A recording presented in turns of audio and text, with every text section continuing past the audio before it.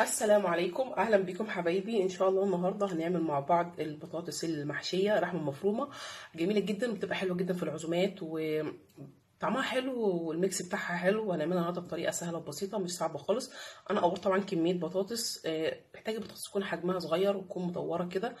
لو كبيره طويله اقسميها نصين، لكن هي الافضل انها تكون كمان اصغر من كده. باخد بصوا مسحه خفيفه كده من تحت من القاعده، مفيش رقيه خالص. ازاي؟ عشان خاطر بس دي تبقى القاعده اللي هوقف عليها كده، عشان لما اجي ارصها في الصينيه تقف. واخد برضو حاجه بسيطه كده من فوق، ما اخدش كتير عشان ادي وش لها ان انا اعرف اقورها. في ناس بتقورها بالمعلقه، وفي ناس بتقورها بالسكينه، وفي ناس بتقورها بالمقوار. انا يعني ليه انا بالنسبه لي الاسهل المقوار. يعني بحدد كده زي ما اكون بحدد للكوسه، واخد الف كده واطلع. اهي بتطلع البطاطسيه ببطاطسيتها كده. الميزه في المقوار ان لو انت جمدتي عليه مش بتنكسر، لان هي انت طلعتي اول واحده فبتدي مساحه شويه، غير استخدام المعلقه ممكن تنكسر. هنزل بيها كده، يعني مش هخليها رقيقه قوي ولا تخينه قوي. طبعا وانا بقور بخلي بالي من القاعده ان انا ما اجرحهاش، يعني ما معلش القاعده بتاعتي تتخرم. تمام.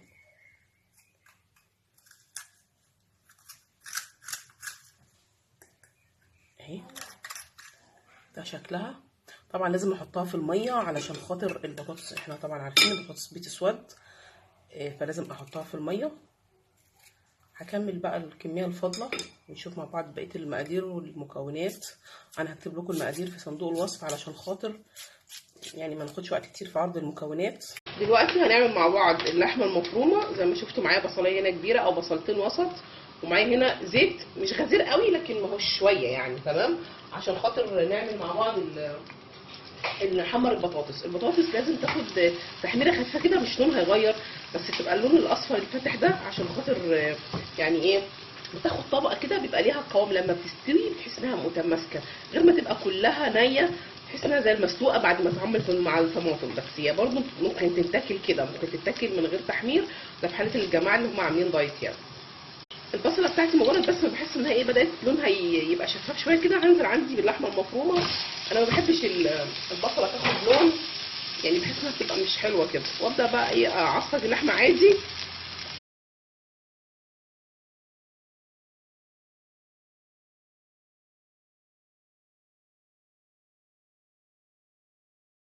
ده كده حبهان مطحون لو مش متوفر مفيش مشكله، وفلفل اسمر وزنجبيل نضربهم مع بعض بقى كويس.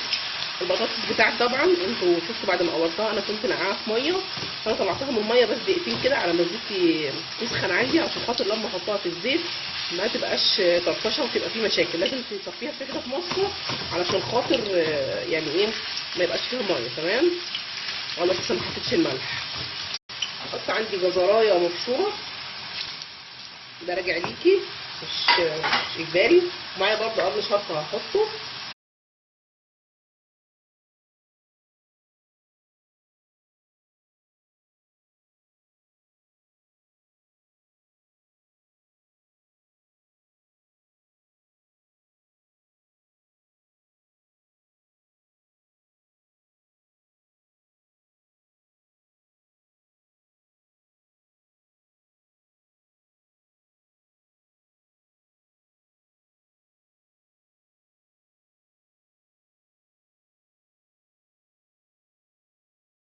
احط عندي شويه طماطم، ممكن تحطي طماطم مقطعه مكعبات مش شرط مضروبه، ممكن تحطي معلقه صلصه وعليها شويه ميه، بس بيدي للحمه لون حلو، بيديها طعم برضه جميل يعني.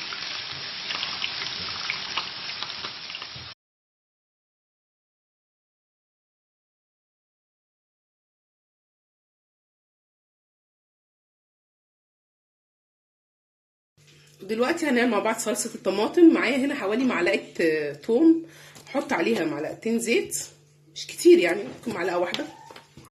ما بستناش على الثوم بتاعي، مجرد بس ما لونه كده يبدا تحس انه بدا يعمل في الزيت زي ما انتم شايفين كده بالظبط. هحط عندي طماطم. الطماطم يعني افضل انها تكون حمراء، لو مش حمراء حطي معلقه صلصه. ومش عايزاها تقيله، يعني مش ان انا هعمل طماطم واسبكها، لا انا هاخد غلوه بس كده، عشان هي دي اللي هتسوي معانا وتدخل الكم البقيه سوى البطاطس مع اللحمه، وفي نفس الوقت هيكون منها التبهير والتتبيل بتاع البطاطس نفسها. احط عندي الملح، وهراعي ان الملح يكون عالي شويه، يعني ايه مش مظبوط، يعني لما تدوقيها تحس ان هي عاليه سنه عشان خاطر البطاطس هتشرب منها. واحط عندي فلفل اسمر، يعني هي يعتبر نفس البهارات او التوابل اللي انا حطيتها على اللحمه المفرومه. واحط معايا حبهان، واحط زنجبيل، وممكن برضو تحطي قرفه. خلاص كده انا طفيت على الصلصه بعد ما خدت غلوتين، فخلاص كل حاجه كده جاهزه عندي. اخد بقى اطبق على بعضه، البطاطس متحمره، اللحمه المتعصجه، الصينيه والبطاطس اللي طلعت من التقوير. البطاطس اللي طلعت من التقوير دي في ناس ممكن تحطها في القاعده وتحط عليها شويه لحمه مفرومه وتحط عليها طماطم وخضره وتتاكل لوحدها. وبالنسبه لي انا مش هتتاكل لو عملتها كده، لانها يعني البطاطس عامه مش بناكلها كتير. انا عاملاها عشان في يعني واحده من المتابعين مش فاكره اسمها الصراحه طلبتها، فانا عاملاها عشان خاطرها، فلو عملتها كده مش هتتاكل. فبالنسبه لي انا هعملها ايه، انا سبتها حاليا دلوقتي في ميه، احطها في مصفى، ممكن اسيبها لبكره الصبح في الميه يعني، والصبح هصفيها من المصفى واحط عليها شويه كمون وفصين توم وحته زبده مع نص كوبايه ميه او ربع كوبايه ميه، واسيبها على النار تستوي منها فيها، ونفطر بيها انا وادم. تمام كده، يعني في حلول كتير. خلاص هنبدا بقى نلمها مع بعض. تمام، ممكن تحشيها بمعلقه صغيره لان هي الفتحه بتاعتها مش كبيره، وممكن تحشيها بايدك، فطبعا انت اللي هتاكلي مش انا، فتحشيها باللي يريحك. وانا برضو لبستي جاونتي عشان خاطر محدش يزعل، بس وانا لو عملتها بايدي عادي عشان انا اللي هاكلها مش حد تاني يعني.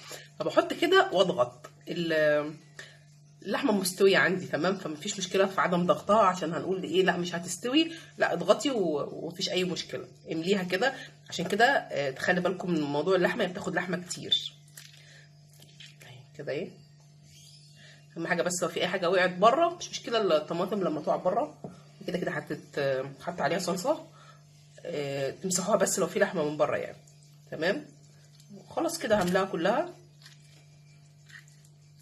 خلاص انا حشيتها كلها وجهزتها ورصيتها في الصينيه بالمنظر دوت. هحطها بقى عندي دي الصلصه، وابدا اسقي الصلصه كده.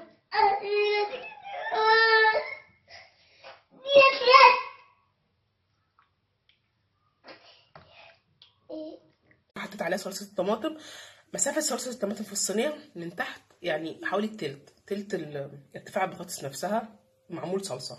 تمام، وسقيتها طبعا كلها عشان تشرب منها. احطها في الفرن على درجه حراره 180، هتاخد لها حوالي نص ساعه لغايه لما تستوي. بس في الاول انا هغطي الصينيه عندي علشان خاطر البخار بتاع اللي هيطلع من الصلصه يسوي عندي البطاطس، تسوى كلها ببعضيها وما تبقاش ناشفه، ما تنشفش بالصلصه كلها فتبقى تقيله كده. وبعد كده لما نعدي نص ساعه هتكون استوت، اروح شايله الورق الفول دوت واحطها من غير حاجه، تبقى قريبه من الشوايه شويه مش تحت شوايه مباشر، بحيث انها تاخد لون من فوق يكون لون حلو، وتبقى هي كده خلاص جاهزه. البطاطس بتاعتي بعد ما طلعت من الفرن طبعا لازم نحط عليها اي حاجه خضرا كده تكسر اللون، عشان اللون كده تحس ان هو كله شبه بعضه كده مفيش حاجه كسراه. طبعا ما ينفعش نحط الخضره في البدايه علشان خاطر تبقى محروقه في الفرن وكده. فهي في الوضع ده كده بقطع بايدي، مش بعملها حاجه يعني. اي حاجه بقى شبت، كزبره، بقدونس، المتوفر عندك. جميله جدا في العزومات وشيك جدا لما تحطيها كده في طبق، يعني كل واحد ياخد اللي هو عايزه، يبقى سهل يسحبها يعني. ان شاء الله لما تجربوها هتلاقوها سهله جدا وبسيطه خالص، مفيهاش اي مجهود يعني في عمايلها، وفي نفس الوقت طعمها لذيذ. اتمنى ان شاء الله ان انتوا تجربوها وتعجبكم.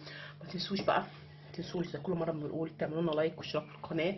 اشوفكم على خير الوصفه الجايه، والسلام عليكم ورحمه الله وبركاته.